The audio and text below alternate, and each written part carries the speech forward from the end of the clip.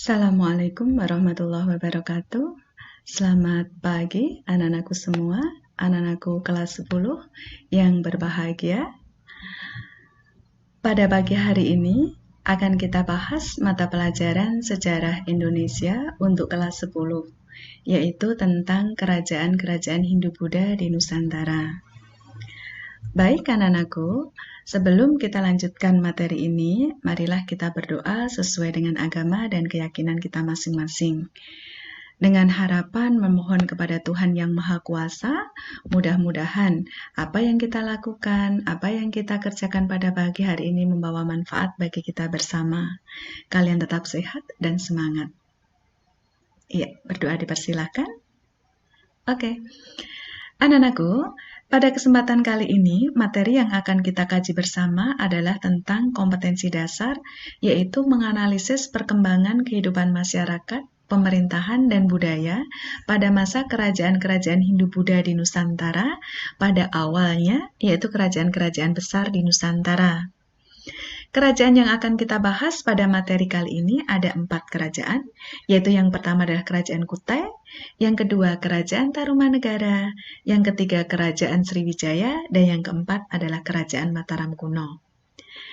Anak-anakku, adapun tujuan dari pembelajaran pada pagi hari ini, yang pertama, diharapkan kalian setelah belajar ini, maka mampu menjelaskan perkembangan kerajaan-kerajaan besar di Nusantara, yaitu Kerajaan Kutai, Tarumanegara, Sriwijaya, dan Mataram kuno. Kemudian yang kedua, diharapkan kalian mampu menganalisis kehidupan sosial, ekonomi, budaya, dan politik di keempat kerajaan tersebut. Tentu saja, dinamika berdirinya kerajaan, maka diharapkan kalian mampu menganalisis pada masa raja siapakah kerajaan tersebut mengalami masa kejayaan. Kemudian, kalian mampu menganalisis mengapa kerajaan tersebut mengalami kemunduran sehingga kemudian bergeser pada kerajaan yang lainnya. Baik, anak-anakku yang berbahagia, pada kesempatan kali ini akan kita bahas yang pertama, yaitu Kerajaan Kutai. Anak-anakku, kerajaan yang tertua di Nusantara berdasarkan bukti sejarah yang ada adalah Kerajaan Kutai. Kerajaan Kutai ini adalah pengaruh India. Kemarin kita sudah membahas sebelum kerajaan masuknya pengaruh India di Nusantara, pengaruh Hindu-Buddha di Nusantara, maka di Nusantara kita kenal zaman Nirleka atau zaman Praaksara. Jadi pengaruh India di Nusantara yang pertama nanti akan kita buktikan bahwa masa itu kemudian kita memasuki zaman Aksara.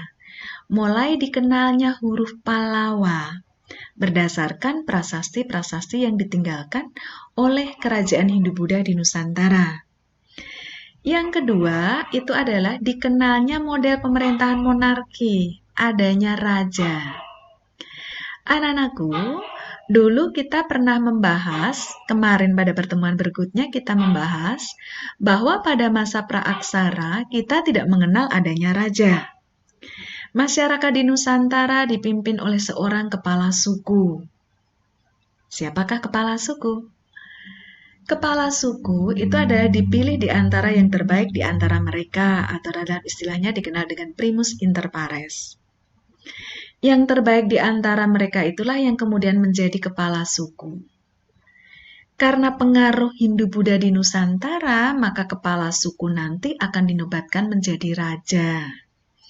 Dan selanjutnya yang menjadi pengganti raja adalah keturunannya. Sehingga sistem monarki pergantian raja itu ada secara turun-temurun. Itu pengaruh yang kedua dari pengaruh Hindu-Buddha. Nanti yang pengaruh yang ketiga, kita akan melihat adanya candi-candi peninggalan agama Hindu-Buddha di Nusantara. Baik, anak-anakku, akan kita bahas yang pertama adalah Kerajaan Kutai. Di manakah letak Kerajaan Kutai? Pada paparan kalian bisa melihat di peta bahwa Kerajaan Kutai yang berdiri sekitar abad ke-5 merupakan kerajaan Hindu yang memuja Dewa Siwa, Ini adalah kerajaan tertua di Nusantara. Dari peta bisa kita lihat berdasarkan prasasti yang ditemukan, jupa yang ditemukan, maka kerajaan Kutai terletak di Muara Kaman, di hulu Sungai Mahakam, letaknya di Kalimantan Timur. Berdasarkan prasasti Yupa juga dijelaskan bahwa raja pertamanya bernama Kudungga, punya anak bernama Aswawarman, dan punya cucu bernama Mulawarman. Kehidupan masyarakat Kutai antara lain adalah dari peternakan, pertanian, dan perdagangan. Ini adalah masa awal dikenalnya sistem monarki di Nusantara, atau adanya raja di Nusantara. Anak-anakku, lalu apa bukti sejarahnya? Pada gambar bisa kalian lihat bahwa bukti sejarahnya adalah ditemukannya Yupa. Yupa itu adalah tugu batu. Ini merupakan akulturasi dari masa praaksara. Peninggalan batu besar masa praaksara kita mengenal adanya menhir, yaitu tugu batu yang digunakan untuk menambat atau hewan pengorbanan. Hanya bedanya kalau menhir itu tidak bertulis, sedangkan Yupa ini adalah tugu batu seperti menhir yang sudah bertuliskan huruf Palawa, berbahasa Sansekerta. Itulah kemudian kita dikenal dengan masa memasuki masa sejarah. Dikenalnya nenek moyang kita tulisan pada awal itu. Pada Yupa itu dijelaskan bahwa prasasti-prasasti itu dibuat pada masa Mulawarman. Pada masa itulah maka kemudian kita menyimpulkan berdasarkan Yupa, tugu batu yang berfungsi sebagai tiang untuk menambat hewan korban, prasasti itu menuliskan adanya pengorbanan yang dilakukan oleh Raja Mulawarman. Antara lain diceritakan bahwa Raja Mulawarman karena kedermawanannya pernah menyedekahkan 20.000 ekor sapi kepada para Brahmana. Dari prasasti itu kemudian disimpulkan bahwa pada masa Raja Mulawarman inilah maka kerajaan Kutai mengalami masa keemasan atau masa kejayaannya. Sekarang kita lihat silsilah raja-raja Kutai, anak-anakku semua. Tadi sudah kita bahas bahwa Raja Kutai, pendiri kerajaan Kutai adalah Kudungga. Kudungga adalah raja pertama yang berkuasa di kerajaan Kutai. Kedudukan Raja Kudungga pada awalnya adalah seorang kepala suku atau primus inter pares tadi. Dengan pengaruh masuknya Hindu, maka ia mengubah struktur pemerintahannya menjadi kerajaan dan mengangkat dirinya menjadi seorang raja pertama. Baru generasi penerusnya adalah keturunannya. Keturunan pertama dari Raja Kudungga adalah Aswawarman, sehingga Aswawarman mendapat julukan sebagai Wangsakerta. Aswawarman adalah raja pertama yang berkuasa di kerajaan Kutai yang sudah bercorak Hindu. Kedudukan Raja Kudungga pada awalnya sebagai kepala suku, sehingga pengaruh Hindu ini merubah strukturnya tadi. Kemudian yang ketiga adalah Mulawarman. Mulawarman adalah anak dari Raja Aswawarman. Dia adalah raja yang bijaksana. Yang Bu Guru jelaskan tadi, pada masa inilah Raja Mulawarman pernah memberikan sedekah sebanyak 20.000 ekor sapi kepada para Brahmana. Sehingga pada masa itulah kemudian dikenal pada masa Mulawarman kerajaan Kutai mengalami masa kejayaan atau masa keemasannya. Baik, anak-anakku, kemudian yang kedua adalah kerajaan Tarumanegara. Kalau tadi sudah saya jelaskan bahwa Kutai adalah kerajaan yang bercorak Hindu yang beraliran Siwa, bedanya dengan Tarumanegara, kalau Tarumanegara adalah kerajaan yang bercorak Hindu tetapi pemuja Dewa Wisnu. Anak-anakku, dalam agama Hindu itu ada Dewa Trimurti atau 3 dewa. Yang dikenal yaitu ada Dewa Brahma, Dewa Wisnu, Dewa Siwa. Dewa Brahma sebagai sang pencipta, Wisnu sang pemelihara, dan Siwa adalah dewa perusak. Kerajaan Tarumanegara itu adalah kerajaan yang bercorak agama Hindu Waisnawa atau pemuja Dewa Wisnu. Kerajaan ini terletak di Jawa Barat seperti pada paparan peta bisa kalian lihat. Dengan pusat kerajaannya terletak di sekitar Bogor. Kerajaan ini berdiri sekitar abad ke-5. Kehidupan masyarakat Tarumanegara, mata pencahariannya adalah bertani dan berdagang. Barang perdagangan utamanya adalah cula bada, kulit penyu, dan perak. Kerajaan Tarumanegara mengalami masa kejayaan pada masa Raja Purnawarman. Apa buktinya? Bukti kejayaan Raja Purnawarman diceritakan dalam prasasti-prasasti peninggalannya. Antara lain yang menceritakan tentang pembangunan aliran sungai irigasi, yaitu dibangunnya aliran sungai Gomati dengan cara menggali aliran sungai tersebut yang digunakan fungsi utamanya adalah mencegah penampungan air untuk mencegah banjir, yang kedua juga sebagai sarana irigasi untuk pertanian, yang dibangun lebih dari 11 km pada masa Raja Purnawarman. Anak-anakku, apakah bukti keberadaan kerajaan Tarumanegara? Bukti adanya kerajaan Tarumanegara yang pertama adalah berita asing. Diceritakan dalam berita Cina pada zaman dinasti Tang, yaitu berasal dari Fahin, menyebutkan bahwa di daerah pantai utara Pulau Jawa, tepatnya di bagian barat, telah ditemukan masyarakat yang mendapat pengaruh Hindu atau mendapat pengaruh India. Masyarakat yang ditemukan itu diperkirakan menjadi bagian dari masyarakat kerajaan Tarumanegara. Kemudian sumber sejarah yang kedua yaitu berupa prasasti. Ada 7 prasasti peninggalan kerajaan Tarumanegara yang berhuruf Palawa dan berbahasa Sanskerta. Ini mengawali masuknya pengaruh India dari tulisan. Ini sama dengan peninggalan kerajaan Kutai, jadi berhuruf Palawa dan berbahasa Sanskerta. Adapun prasasti peninggalan kerajaan Tarumanegara, antara lain yang pertama, prasasti Ciarutan, ada prasasti kebun kopi, prasasti Jambu, Muara Cianten, prasasti Pasir Awi, prasasti Lebak, dan prasasti Tugu. Anak-anakku, lalu apakah isi prasasti dari peninggalan kerajaan Taruma tersebut? Yang pertama kita bahas prasasti Ciarutan. Dari gambar bisa kalian lihat bahwa prasasti Ciarutan itu bergambar sepasang telapak kaki Raja Purnawarman. Kemudian dari prasasti kebun kopi kalian bisa melihat di sana adalah ada gambar telapak kaki gajah Airawata. Ini nanti yang mengarahkan dari prasasti kebun kopi itu disimpulkan bahwa kerajaan Tarumanegara bercorak Hindu Wisnu karena adanya gajah Airawata ini. Kemudian yang berikutnya adalah prasasti Jambu. Prasasti Jambu ditemukan di Bukit Kue Langka, sehingga prasasti ini pun dikenal dengan prasasti Kue Langka, sekitar 30 km di sebelah barat Bogor.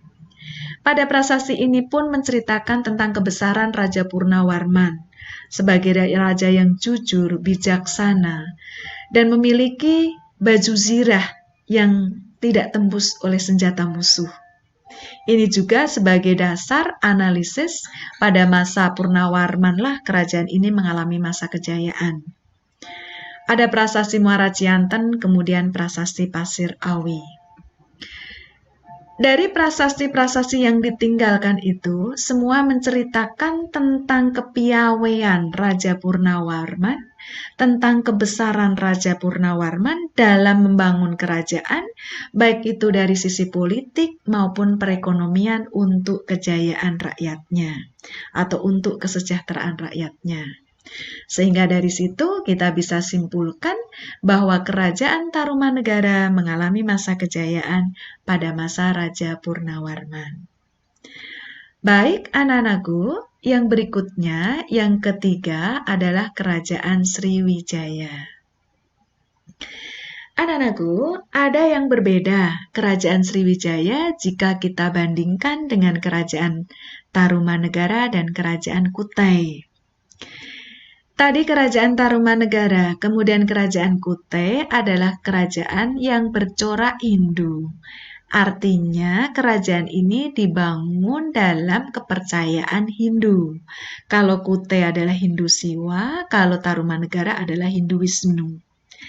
Sedangkan kerajaan Sriwijaya berdasarkan bukti-bukti sejarahnya, baik itu bukti sumber asing yang diceritakan oleh pendeta Cina Ising, maupun berdasarkan prasasti-prasasti yang ditinggalkan, maka kerajaan Sriwijaya adalah kerajaan yang bercorak Buddha.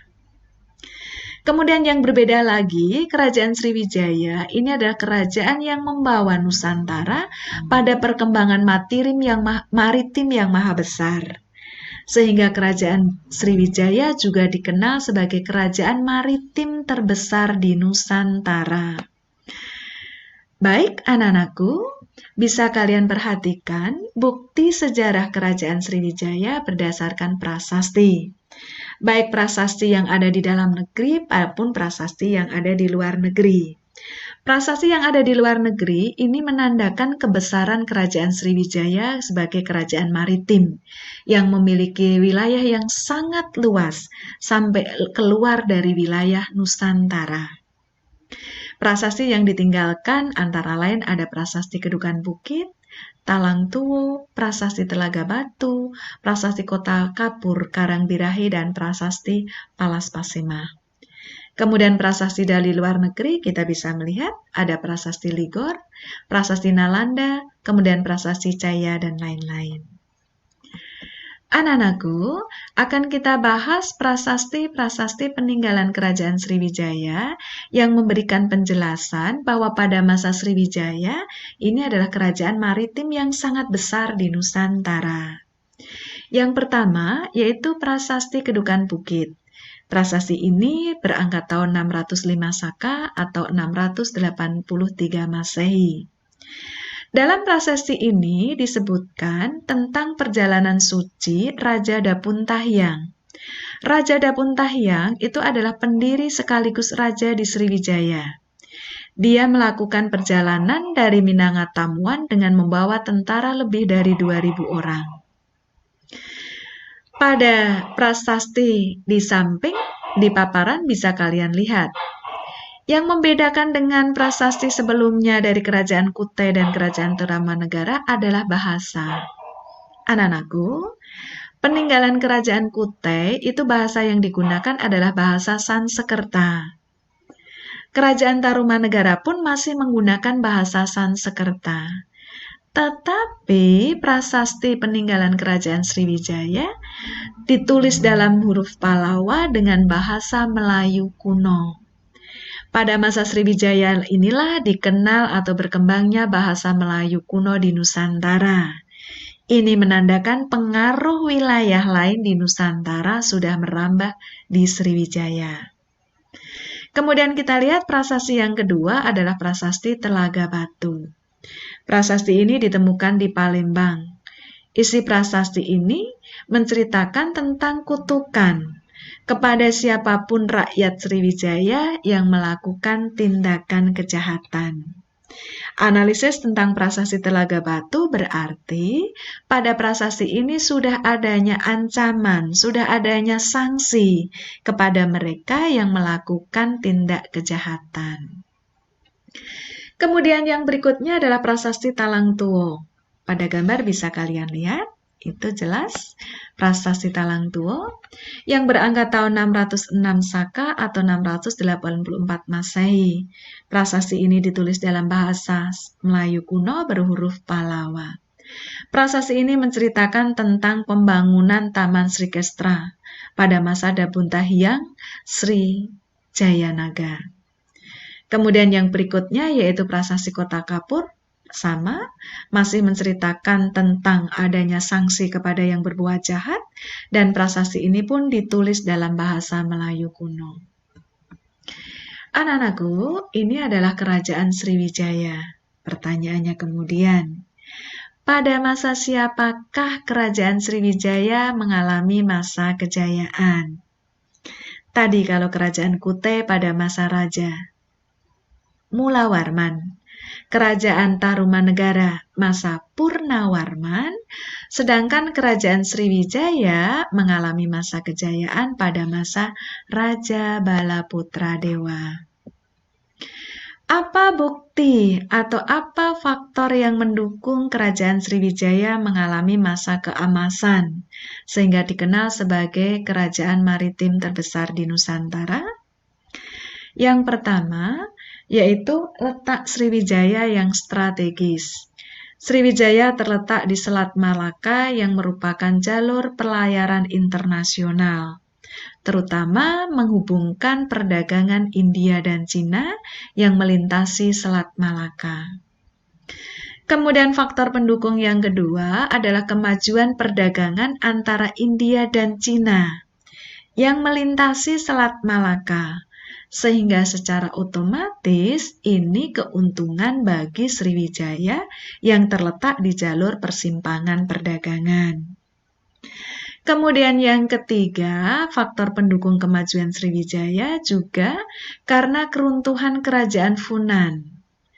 Keruntuhan kerajaan Funan akibat serangan dari Kamboja memberikan kesempatan kepada Sriwijaya untuk berkembang pesat menjadi kerajaan maritim yang sangat besar. Lalu apa buktinya bahwa pada masa Balaputra Dewa lah kerajaan ini mengalami masa kejayaan? Ini bisa dilihat dari prasasti Nalanda yang ada di India. Dalam prasasti Nalanda diceritakan tentang kebesaran Balaputra Dewa yang menjalin kerjasama dengan baik kepada atau dengan kerajaan India. Kemudian yang kedua, dalam berita Cina juga dijelaskan bahwa Balaputra Dewa pernah mengirim utusan ke negara-negara lain, termasuk ke Cina. Dari situ bisa kita gambarkan berarti pada masa Sriwijaya sudah menjalin hubungan baik itu dagang maupun politik dengan wilayah di luar Nusantara, yaitu dengan India dan Cina. Kemudian yang berikutnya, Balaputra Dewa juga menguasai jalur perdagangan terutama Selat Malaka, sehingga mengantarkan Sriwijaya sebagai kerajaan maritim yang sangat besar di Nusantara. Anak-anakku, itu adalah bukti bahwa pada masa Sriwijaya kerajaan ini mengalami masa kejayaan. Dan pada masa Sriwijaya ini dikenal sebagai kerajaan maritim terbesar di Nusantara, dengan wilayah yang meluas meliputi wilayah di luar Nusantara.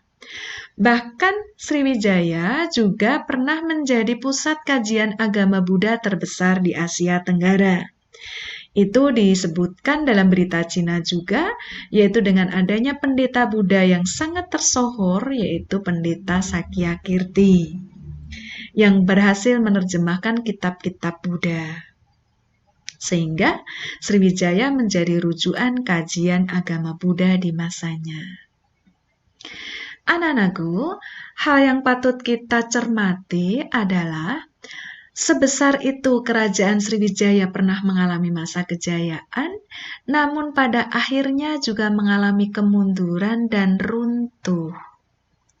Lalu apa sebab kemunduran kerajaan Sriwijaya? Sriwijaya menandai atau mulai mengalami kemunduran pada masa abad ke-11. Disebabkan oleh banyak faktor, di samping kurang adanya raja yang secakap Balaputra Dewa, faktor-faktor penyebab yang lain antara lain. Yang pertama, yaitu adanya penyerbuan besar-besaran ke wilayah Sriwijaya yang dilakukan oleh Rajendra Chola atau raja dari Cholamandala dari India. Jadi serangan India terhadap Sriwijaya. Kemudian yang kedua, pada abad ke-14, tahun 1377, kerajaan Majapahit juga melakukan serangan terhadap Sriwijaya. Sehingga nanti hancurnya Sriwijaya menandai tumbuhnya Majapahit, yang dikenal sebagai kerajaan besar berikutnya yang wilayahnya hampir meliputi seluruh Nusantara pada masa Prabu Hayam Wuruk dengan Patih Gajah Mada. Kemudian faktor penyebab kehancurannya yang ketiga yaitu karena dengan kelemahan penguasa pemerintahan Sriwijaya menyebabkan daerah-daerah kekuasaan Sriwijaya kemudian berangsur-angsur melepaskan diri, sehingga wilayah Sriwijaya semakin sempit. Sedangkan faktor keempat yang menjadi sebab kemundurannya adalah faktor alam, yaitu karena adanya aliran Sungai Musi yang sebelumnya menjadi pusat perdagangan mengalami pendangkalan akibat lumpur, sehingga perdagangan di laut atau di Sungai Musi mengalami kemunduran. Anak-anakku, kemunduran sebuah kerajaan di samping faktor politik adalah faktor ekonomi. Kelemahan ekonomi, kelemahan penguasa itu menyebabkan kemunduran sebuah kekuasaan atau pemerintahan. Inilah sebab-sebab kemunduran kerajaan Sriwijaya.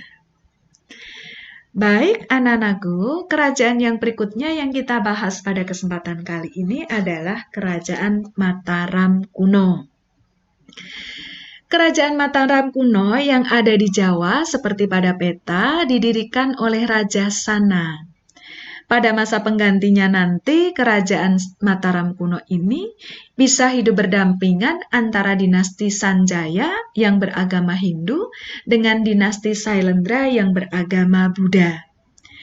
Kerajaan Mataram kuno mengajarkan kepada kita tentang toleransi beragama. Peninggalan kerajaan kuno, adanya candi-candi bercorak Hindu dan candi-candi yang bercorak Buddha hidup berdampingan di Pulau Jawa pada zamannya.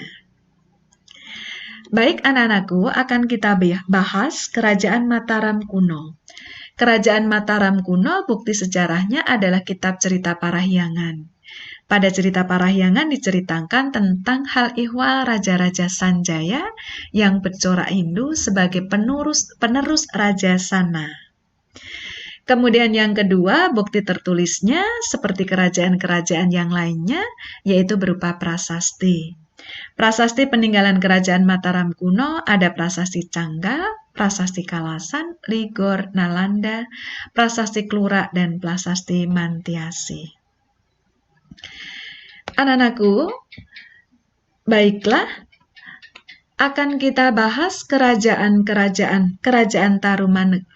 Mataram kuno dari prasasti yang ditinggalkan. Pada layar bisa kalian lihat bahwa prasasti peninggalan kerajaan Mataram kuno antara lain ada prasasti Canggal. Prasasti Canggal ini berangka tahun 654 Saka atau 732 Masehi, sehingga Mataram kuno berdiri pada abad ke-8.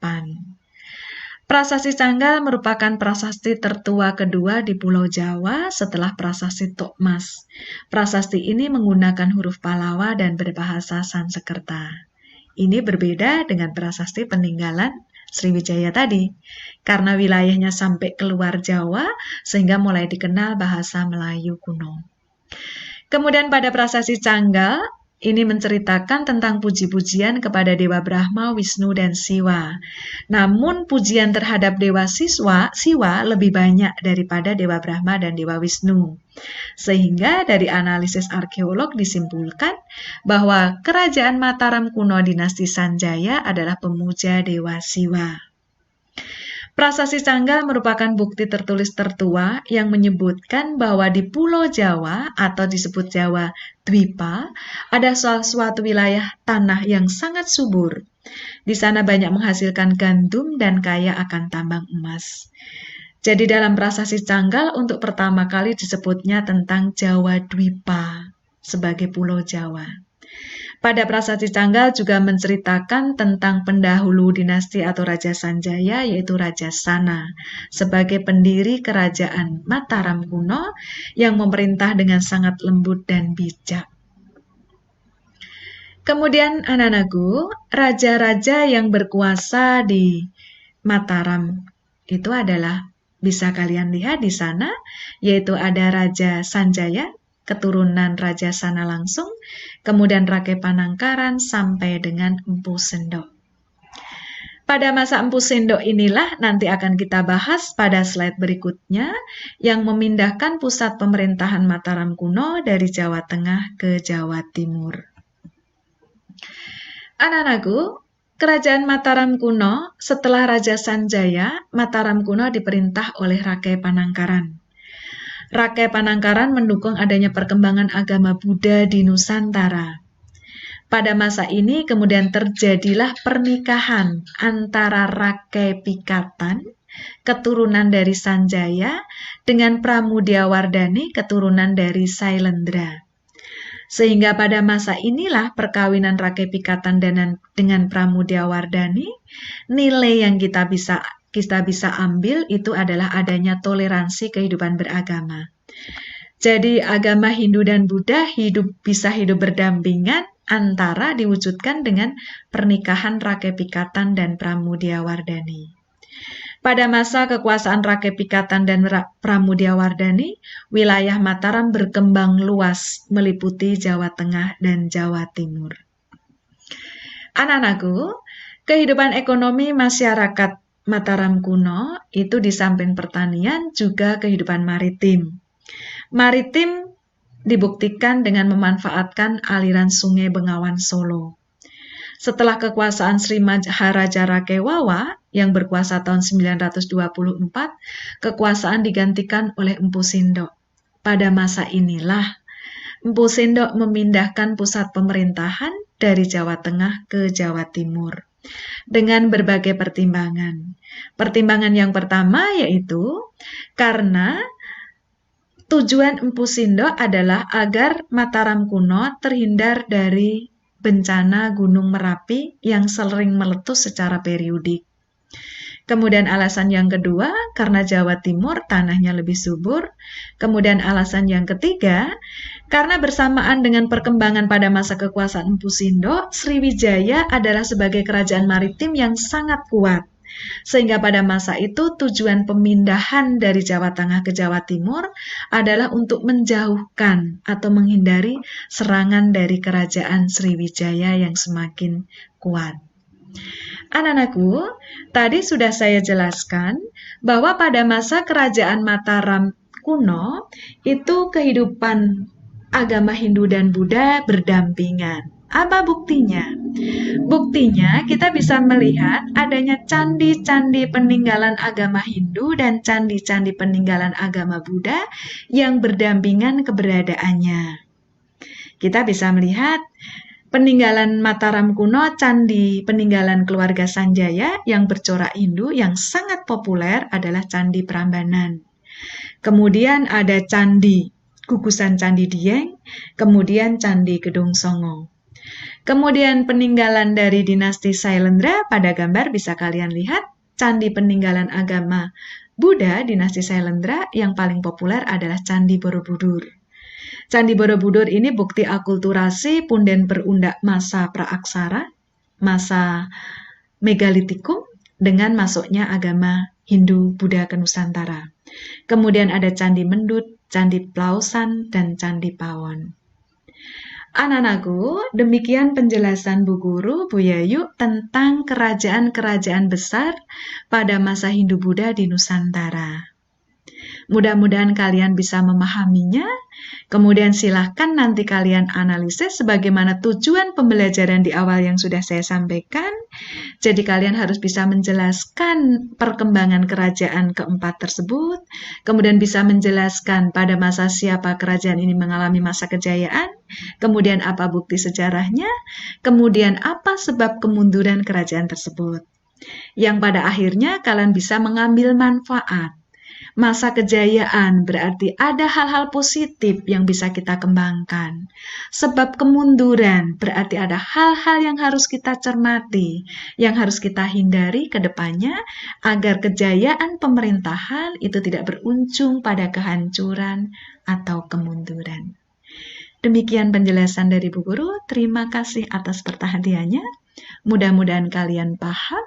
Saya akhiri. Semoga kalian tetap semangat, sehat, dan berprestasi. Terima kasih atas perhatiannya. Selamat pagi. Wassalamualaikum warahmatullahi wabarakatuh. Selamat belajar.